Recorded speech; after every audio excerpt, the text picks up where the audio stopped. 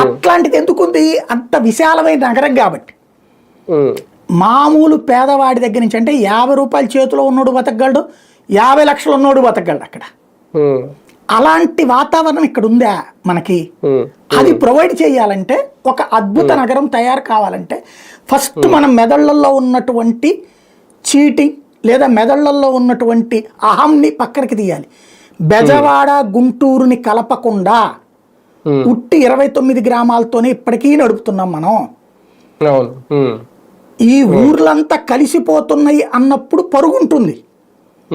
ఇప్పటికి కూడా మనం అమరావతి అంటే 29 గ్రామాలు, అమరావతిలో సిఆర్డిఏ, ఆ సిఆర్డిఏలో బెజవాడ, ఆ సిఆర్డిఏలో గుంటూరు అంటే హెచ్ఎండిఏకి నువ్వు కొడాకి తొడాకి ఎట్టుంటుందో అట్టాగే ఉంటుంది.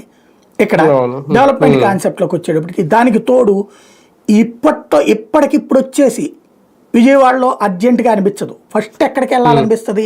వైజాగ్. దాన్ని మనం చూపించట్లేదు. అక్కడ కూడా రమ్మంటున్నాం.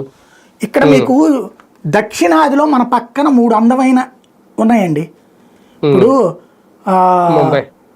ఏది చెన్నై కావచ్చు, బెంగళూరు కావచ్చు, హైదరాబాద్ కావచ్చు, ఆ పక్కనే మహారాష్ట్ర, ముంబై ఉండే కదా.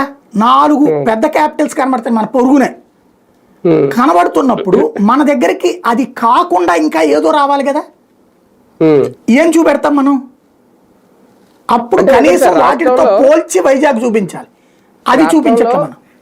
అమరావతి రాజధానిలో భవిష్యత్తులో రాబోయే అవకాశాలు, అలాగే విశాఖలో మీరన్నట్టు విశాఖ సిటీలో విస్తరణకు సంబంధించిన మార్గాలు, ఎందుకంటే ఆల్రెడీ డెవలప్ అయిపోయింది, ఇంకెంతకు మించి డెవలప్ చేయడానికి ఉంటుందా లేదా అనేది ఆ విస్తీర్ణాన్ని బట్టి. అంటే అక్కడ విస్తరణకు సంబంధించిన మార్గాలు, ఇక్కడ అవకాశాలు అమరావతిలో. ఈ రెండింటిని చూపించి ఒక పాజిటివ్ వైబ్స్ ఏమన్నా క్రియేట్ చేయగలిగారా ఈ దావోస్లో? లేదా విశాఖ ఇంకా మీరన్నట్టు ఈ మిగిలిన మెగా సిటీస్తో పోటీ పడలేకపోవడం కూడా